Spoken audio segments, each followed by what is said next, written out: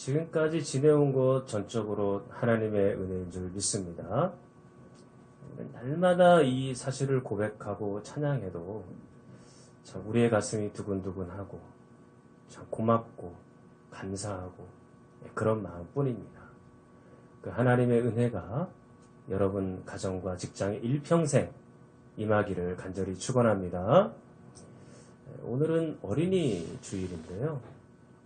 이 땅의 어린이들은 식상한 말로 늘 얘기하지만 미래다라고 많이 표현하지 않습니까? 그래서 이 땅의 어린이들이 우리나라에서 속해 있는 것이 좀 행복했으면 좋겠다라는 생각이 드는데요. 아울러서 우리 교회 어린아이들부터 청년부에 이르기까지 모든 주일학교 학생들이 참 행복하게 신앙생활하면 좋겠다라는 생각이 듭니다. 이 어린아이처럼 된다는 것은 순수하다, 꾸밈이 없다, 이런 것도 포함이 되겠지만 성경 문맥에 의하면 자기 자신을 낮춘다, 그런 의미예요. 어린아이처럼 낮추어서. 아까 우리가 교동문도 읽지 않았습니까? 낮은 자가 천국에서는 어떤 자예요? 높은 자라고 얘기하죠. 겸손하게 행하고 어린아이처럼 낮아진 자세에서 일하는 사람. 오늘 임직받는 분들도 그렇게 낮은 자세에서 평생 헌신하고 겸손하게 주님 앞에 충성할 수 있기를 바랍니다. 지난 주일에는 여러분들과 함께 바르게 하는 것의 중요성에 대해서 살펴보았죠. 예수님을 알되 바르게 알아야 되는 겁니다. 바르게 알지 못하면 우리 영혼에 심각한 타격이 있고 그 영혼이 구원받을 수 있을지조차도 의문입니다. 바르게 알아야 되는 거죠. 1장 40절에 의하면 한 나병 환자가 이렇게 말하고 있어요. 예수님이 원하시면 저를 깨끗하게 하실 수도 있습니다. 언뜻 보면 이 나병 환자는 예수님이 누군지 정확하게 알고 있는 것처럼 보이지만 실제로는 예수님을 일부분만 알고 있을 뿐이에요. 예수님이 자신의 병을 고쳐주실 수 있는 능력이 있구나. 그 정도는 확실히 안 것 같아요. 그러나 딱 거기까지입니다. 예수님이 하나님이시라는 사실, 그리고 예수님이 하나님 나라의 주인이라는 사실, 그것은 제대로 다 간파하지 못했던 것 같습니다. 그것을 증명하는 말씀이 1장 43절부터 45절 사이에 남아있는 말씀이에요. 예수님의 말씀에 불순종하는 나병 환자를 보게 되는 거죠. 정확하게 예수님을 아직 잘 몰랐다는 얘기예요. 사랑하는 여러분, 여러분들은 예수님을 어떻게 생각하고 계십니까? 그저 우리의 건강이나 지켜주시고 가정이나 좀 형통케 해주시고 그 정도로만 예수님을 혹시 생각하는 거 아니십니까? 만약에 그렇다면 우리는 미신을 믿는 것과 같은 방식으로 예수님을 섬기는 거예요. 점집에 왜 갑니까? 우리 자녀들이 뭔가 좀 잘 되었으면 좋겠다라는 심정으로 점집 가죠. 그리고 굿을 왜 합니까? 우리 건강이 좀 허물어져서 건강 좀 회복시켜달라고 굿하죠. 어른들이 왜 선앙당에 가서 열심히 그 앞에서 가서 빌고 조아리고 기도합니까? 우리 하는 일들 형통하게 해달라고, 자녀들 좀 잘 되게 해달라고 가서 그렇게 밤낮 없이 비는 거 아닙니까? 만약에 예수님을 믿는 것이 우리의 육체의 필요 정도나 채우고 우리의 욕심 정도만 채우는 방식으로 예수님을 섬긴다면 미신을 섬기는 것 같은 방식으로 예수님을 섬기는 거예요. 우리는 예수님을 좀 더 깊이 알아야 될 의무가 있습니다. 예수님은 어떤 분이십니까? 2장 10절. 자, 한번 읽어보십시오. 2장 10절. 시작.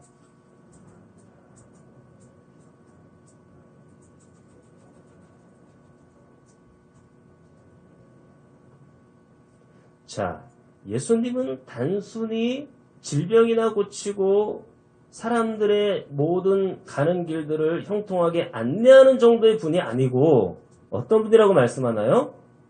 죄를 사하는 권세가 있는 분이다 라고 그렇게 우리에게 말씀하고 있는 겁니다.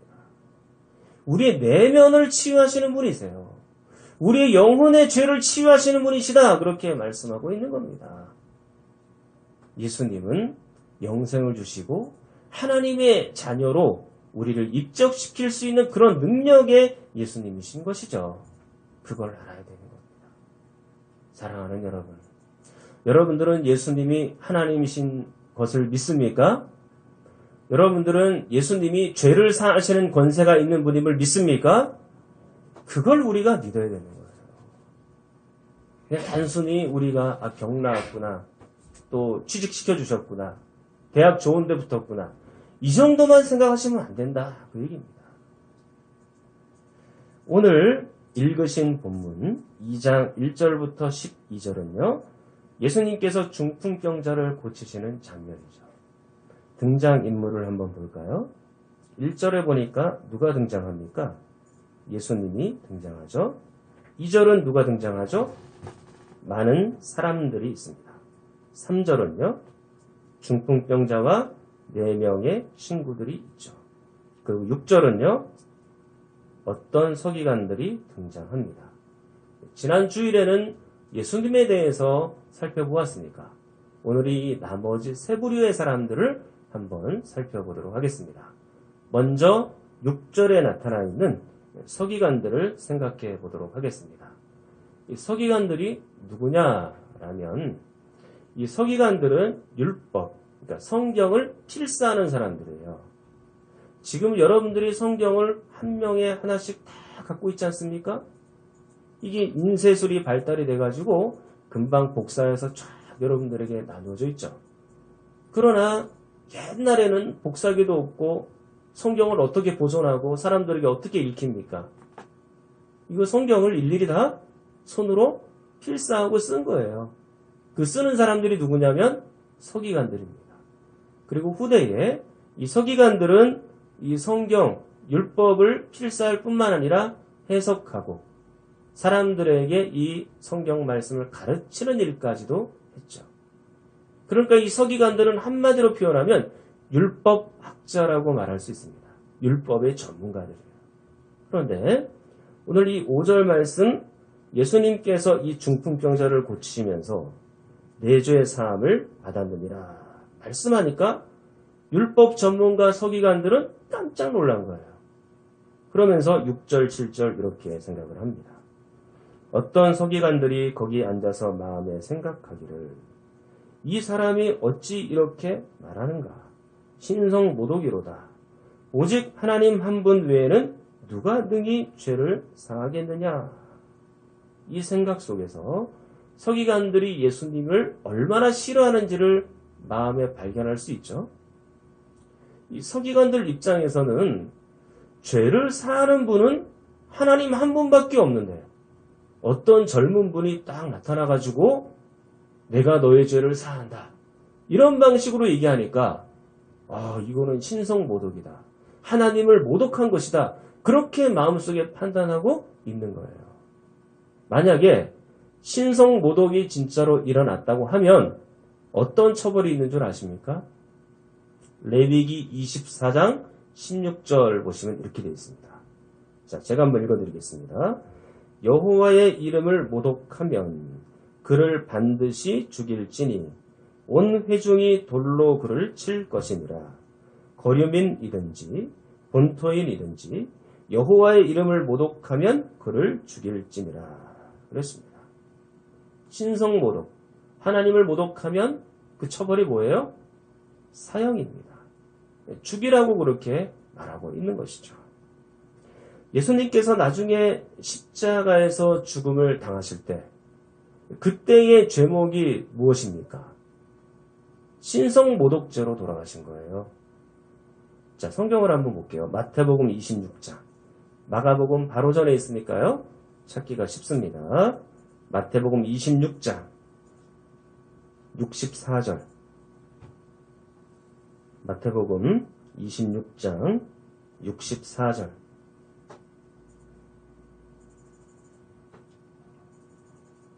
마태복음 26장 64절. 자, 64절은 제가 읽고 여러분들은 65절, 66절을 읽으시면 되겠습니다. 예수께서 이르시되 내가 말하였느니라. 그러나 내가 너희에게 이르노니 이후에 인자가 권능의 우편에 앉아있는 것과 하늘 구름을 타고 오는 것을 너희가 보리라 하시니.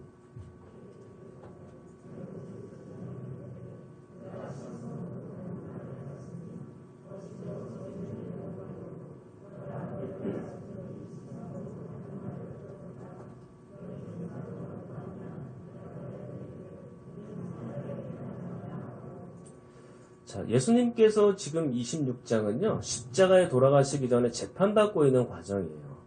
근데 재판 속에서 이런저런 질문을 하시니까 예수님께서 대답하시는 것이 오늘 64절이거든요.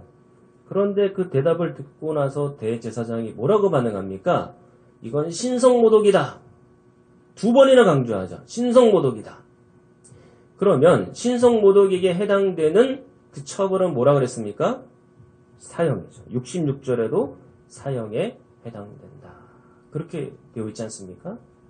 그렇다면 오늘 본문 마가복음 2장에서 6절, 7절에서 서기관들은 율법 전문가들 아닙니까? 그러면 예수님께서 너희의 죄를 사한다 라는 이야기를 듣고 신성모독이라고 판단을 했다면 그들은 즉시로 레위기 24장 16절 말씀을 떠올렸을 거예요.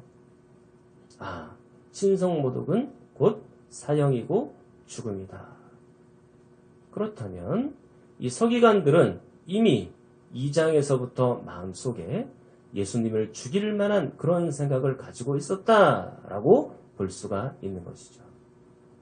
지금 이 서기관들은 영적으로 예수님이 누구신지를 정확하게 모르고 있어요. 못 보고 있어요. 예수님에 관한 이야기를 들어도 귀가 막혀 있고 눈이 가려져 있어서 완전히 예수님이 누구신지 모르는 그런 상태입니다. 우리나라에도 이런 분들이 많죠. 통계청 조사를 보니까 우리나라의 현재 인구가 2,500만 명, 5,200만 명 정도 됩니다. 5,200만 명. 그 중에 나는 종교가 없습니다 라고 말하는 사람들이 몇 명인 줄 아십니까? 56%예요. 3천만 명이라는 얘기입니다. 엄청나게 많은 숫자죠. 기독교 인구는 얼마일까요? 기독교 인구는 967만 명. 모든 종교들 중에 기독교 인구가 제일 많기는 해요. 그러면 기독교 인구가 이렇게 많기 때문에 우리는 안심해도 되는 겁니까? 오늘날의 한국교회는 젊은이들이 교회에서 떠나가고 있고 주일학교 학생들은 잘 보이지 않아요. 주일학교 아이들이 주일학교가 구성되어 있지 않은 교회들이 상당히 많습니다. 안 모이니까 모일 수가 없는 거예요. 주일학교 아이들에게 우리 교사들에게 간곡하게 당부드립니다. 그냥 아이들과 함께 놀아주고 그리고 아이들과 함께 그냥 지내주고 교제하고 그런 것도 우리가 의미가 있지만 훨씬 더 중요한 것은 하나님의 말씀을 어떻게 잘 가르칠 수 있을까? 그걸 좀 연구해야 되는 거예요. 하나님의 말씀 자체는 권능이 있기 때문에 말씀을 가르치면 아이들이 변할 수 있습니다. 저는 그걸 믿어요.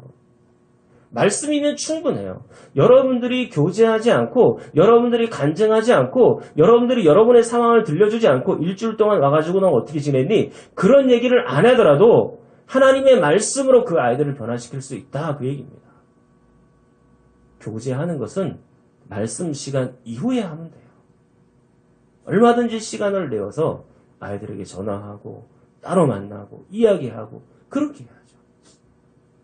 그 공과 시간 20-30분 시간에 언제 뭐 하고 지냈니? 그거 막 20-30분 지나가고 나면 언제 끝에 조금 1-2분 증거하고 전하고 그건 안 돼요. 우리 교회는 말씀으로 가야 되는 거예요. 말씀으로 승부를 봐야 되는 거예요. 언제 어떻게 지냈니? 그거는 한 5분 정도면 끝나고 나머지 25분은 성경 공부해야죠. 아무튼 우리 교회가 그리고 온 민족이 기독교 인구가 967만 명이나 됐으니 이 정도면 됐다. 라고 생각하고 안심할 단계가 아니에요. 왜 그래요? 예수 그리스도를 믿는 사람 외에 안 믿는 사람들이 4,200만 명입니다. 좌우를 분간하지 못하고 서기관들처럼 영적으로 어두워져 있는 사람들이 4,200만 명이에요. 그 안타까운 사람들을 어떻게 해야 됩니까? 여러분들이 나가서 복음을 전해야 하는 거죠. 그들에게 행복하게 살 기회, 그리고 그들에게 영혼이 고침받을 기회를 우리가 제공해 주어야 되는 거예요. 영적으로 어두워져 있으니까. 두 번째 등장인물을 한번 보겠습니다. 2절 말씀 다시 돌아옵니다. 마가복음 2장 2절. 등장인물 누가 나옵니까? 많은 사람들이 나오죠? 자, 한번 2절 전체를 한번 읽어보겠습니다. 시작.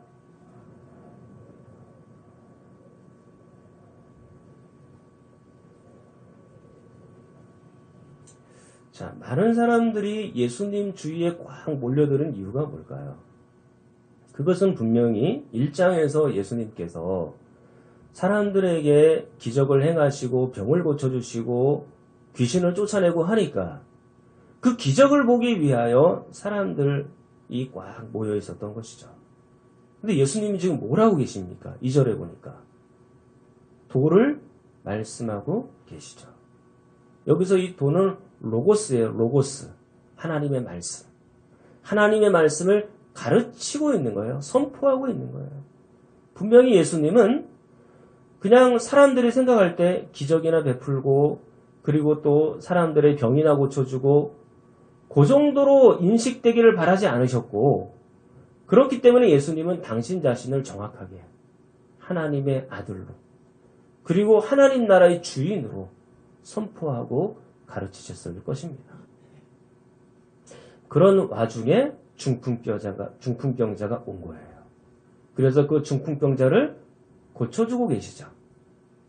그 놀라운 기적의 현장, 그리고 그 놀라운 권능의 현장을 이 많은 사람들이 다 본 겁니다.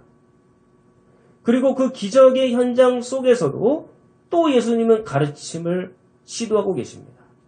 5절, 10절. 공통적으로 들어가 있는 게 뭡니까? 너의 죄를 사하는 권세가 있다. 예수님이 그렇게 가르침을 가르치고 계시잖아요. 기적의 현장도 있지만 예수님이 누구신지를 정확하게 우리에게 보여주고 가르치고 있는 거예요. 지금 많은 사람들은 예수님의 기적의 현장을 눈으로 보았죠. 그리고 하나님의 말씀을 귀로 들었어요. 정확하게 듣고 정확하게 배우고 정확하게 깨달으니까 이 사람들이 지금 어떻게 변해 있는지를 보십시오. 자, 2장 12절입니다. 2장 12절. 여러분 한번 읽겠습니다. 시작.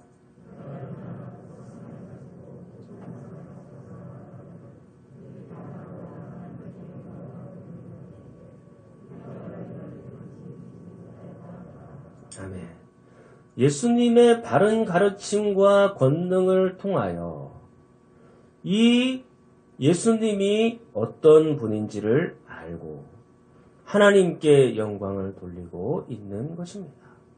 적어도 예수님께서 이 신적인 권능을 가지고 일하고 계시구나. 그 정도는 이 사람들이 안 것 같아요. 그런데 똑같은 말씀을 들어도 어떤 사람들은 이렇게 바르게 반응하는 사람들이 있는가 하면 어떤 사람들은 서기관들처럼 반응하는 사람들이 있죠. 오늘 저희들이 지금 하나님의 말씀을 듣고 있지 않습니까? 근데 같은 자리에 있어도 어떤 분들은 이 말씀을 들으면서 하나님 앞에 영광을 돌리지만 어떤 분들은 서기관들처럼 들을 수 있어요. 어떤 분들은 이 말씀을 들으면서 마음의 은혜를 받지만 어떤 사람들은 이 말씀을 들으면서 시험에 드는 사람들도 있습니다. 어떤 사람들은 이 말씀을 들으면서 도전이 되지만 어떤 사람들은 마음에 화를 내는 사람들도 있을 수 있습니다. 자꾸 죄를 지적하니까요. 여러분은 어느 편입니까? 여러분은 어느 쪽에 속한 사람들인가요? 저는 여러분들이 바르게 알고, 바르게 깨닫고, 바르게 믿고, 이 많은 사람들처럼 하나님 앞에 영광 돌리는 그런 분들이 되기를 간절히 축원합니다. 이제 마지막 등장인물을 보도록 하겠습니다. 중풍병자와 4명의 친구들이죠. 3절을 볼게요. 사람들이 한 중풍병자를 4사람에게 메워가지고 예수께로 올세. 무리들 때문에 예수께 데려갈 수 없으므로 그 계신 곳에 지붕을 뜯어 구멍을 내고 중풍병자가 누운 상을 달아내리니 그랬습니다. 이 중풍병자와 4명의 친구들이 예수님을 찾아오고 있죠. 그들에게는 커다란 장벽이 있었어요. 어떤 장벽이 있었나요? 4절에 보니까 무리들이 가로막고 있어서 예수님께로 갈 수 없었죠. 그래서 그들은 어디로 갔습니까? 지붕으로 올라갔어요. 이 지붕에 올라갔다고 다 해결이 되나요? 밑에가 안 보이는데? 그러면 두 번째 장벽은 지붕 그 자체죠. 그래서 이들이 어떻게 합니까? 4절 다시 한번 보면 지붕을 뜯어 구멍을 내고 그랬습니다. 여러분 이게 보통 일이 아니에요. 여러분들은 성경을 쓱 읽고 지나가지만 이거는 굉장한 일입니다. 한번 생각해 보십시오. 이런 의문점이 마음에 들지 않겠어요? 이 중풍병자를 도대체 어떻게 지붕으로 올렸을까? 4명의 친구들만으로 이게 가능할까요? 사닥다리로 해서 이렇게 올렸다고 칩시다. 그럼 이 4명의 사람들이 들것에다 꽁꽁 이 사람을 묶고 그렇게 올렸을 텐데 얼마나 많이 힘들었겠어요. 더군다나 이스라엘 백성들의 집 구조를 보면 그 지붕은 평평합니다. 거기서 작업도 하고 잠도 자고 그랬기 때문에 평평할 뿐만 아니라 아주 튼튼하게 그 지붕을 지었어요. 그럼 지붕을 뚫으려면 어떻게 해야 돼요? 기구가 있어야 되잖아요. 근데 이분들이 예수님을 만나러 갔지 지붕 뚫으러 가는 사람이 아니란 말이에요. 그럼 도대체 이 기구들은 어디서 났을까? 지금처럼 드릴로 막 뚫을 수 있는 것도 아니잖아요. 곡괭이로 팠을까? 호미로 키웠을까? 막 그렇게 한참 걸렸을 것 같아요. 그리고 또 지금은 예수님께서 뭐 하고 계시는 중에 집에서 신방하면서 말씀을 가르치는 중이잖아요. 그러면 지붕을 계속해서 뚫고 있다고 생각해 보세요. 덜덜덜덜덜덜 소리가 나고 여러분 그 층간소음 얼마나 이게 심각해요. 예, 그래서 저는 이 신방을 갔는데 아파트에서 방송을 하더라고요. 방송을 하니까 예배드리다가 이게 중간에 중단이 되는 거예요. 가만히 있었어요. 방송 끝날 때까지. 근데 위에서 막 시끄럽게 막 그걸 파고 막 그렇게 하니까 예수님께서 말씀은 제대로 전했을까? 뭐 먼지도 수북수북 막 떨어지지 않았겠어요? 설교자들이 생각보다 민감해요. 네, 그래서 여러분들을 이렇게 보고 있다가 뭔가 좀 산만한 상황이 딱 발생이 되면 설교를 열심히 하다가도 이게 딱 막힐 때가 있어요. 그래서 제가 여러분들을 대체로 보면요. 은혜 받는 분들을 보면서 설교합니다. 그래야 제가 이게 설교가 제대로 돼요. 산만하면 좀 안 돼요. 근데 예수님이 지금 그런 상황. 더군다나 결정적으로 이런 생각을 해봅니다. 집주인은 어떻게 생각했을까? 집주인은 괜찮았을까요? 여러분 이게 남의 집이라고 생각 그렇게 막 멀쩡하게 있는 겁니까? 여러분 한번 생각해보세요. 여러분의 집을 누군가 지붕을 만신창이로 만들어놨어요. 여러분 아유 감사합니다. 그러시겠어요? 그렇지 않죠? 그 집주인은 막 화가 났을 것 같은 그런 생각도 들어요. 그런데 성경이 이런 의문점이 있음에도 불구하고 그 모든 것들에 대해서 일체 설명하지 않아요. 더 깊이 강조하는 게 있기 때문에 그런 거예요. 그게 뭔지를 보겠습니다. 먼저 4절을 한번 더 볼게요.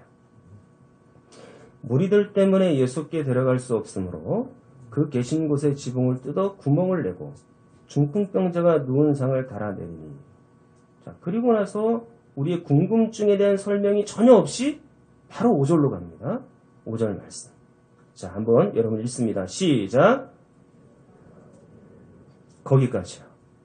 예수께서 그들의 믿음을 보시고. 그러니까 성경은 이것저것 부가적인 설명을 하지 않고 바로 어디로 넘어갑니까? 믿음으로 지금 넘어가고 있는 거예요. 중풍병자와 이 네 사람의 믿음은 어느 정도 수준의 믿음이었을까요? 예수님이 인정하시는 믿음이에요. 예수님께서 인정하는 믿음입니다.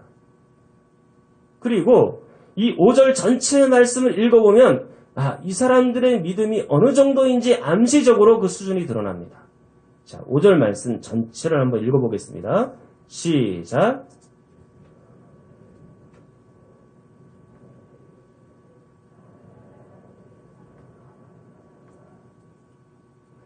예수님의 말씀 속에서 내가 죄 사함을 받았느니라. 그들의 그 믿음을 보시고 죄 사함을 받았느니라. 그렇게 지금 말씀하고 있는 겁니다. 그의 믿음을 보시고 죄 사함을 받았다라고 말씀하죠. 그렇다면 이분들의 믿음은 적어도 어느 정도의 믿음이에요? 죄 사함을 받는다는 것은 곧 구원받는 믿음이다라는 것이죠. 이 구원이라는 것은요, 원래 의미는 죄에서 건진받다 그런 뜻이에요. 예수님의 이름 뜻도 똑같아요. 자기 백성을 저희 죄에서 구원할 자. 이 예수님의 이름의 뜻이에요.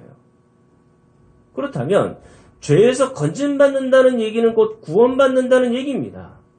그리고 구원받는다는 얘기는 예수님이 누구신지를 알아야 구원받는 거예요. 예수님이 죄를 사하는 권세가 있다는 것과 예수님이 메시아라는 사실과 예수님께서 우리에게 영생을 주시는 분이다 라는 정도는 알고 있어야 구원 얻게 되는 거죠. 근데 지금 이 중풍병자와 4명의 친구들은 예수 그리스도를 정확하게 알고 그들의 죄를 용서받아 구원 얻는 믿음으로 이루고 있습니다. 예수님이 인정하는 믿음이에요. 서기관의 믿음과 정반대죠. 서기관들은 예수님이 누군지조차 제대로 알지 못했어요. 그들의 육체는 건강했지만 그들의 정신은 예수님이 누구신지 알아보지도 못할 만큼 영적으로 피폐해져 있었던 것입니다. 사랑하는 성도 여러분, 여러분들의 믿음의 수준은 어느 정도입니까? 여러분의 믿음은 구원받는 믿음, 그리고 하나님이 인정하는 믿음, 예수님이 인정하시는 믿음 되기를 간절히 축원합니다. 그게 우리에게 있어요. 이제 말씀을 정리토록 하겠습니다. 수많은 사람들이 예수님 주위에 몰려 있습니다. 서기관도 있었고 많은 사람들도 있었고 그리고 중풍병자와 4명의 친구들도 있었죠. 이들은 똑같은 자리에서 똑같은 하나님의 말씀을 들었고 똑같은 기적을 보았어요. 그러나 어떤 사람은 예수 그리스도를 믿었고 어떤 사람들은 믿지 않았습니다.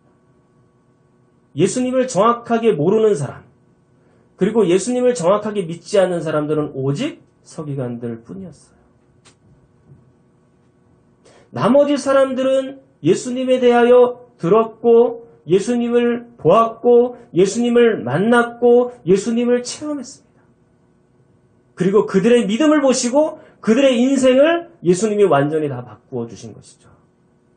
이 중풍병자 같은 경우에는 인생의 막다른 골목에 이른 사람입니다. 그런데 그의 믿음으로 말미암아 그 모든 것들이 치유받고 있고 기적을 경험하게 되는 거예요.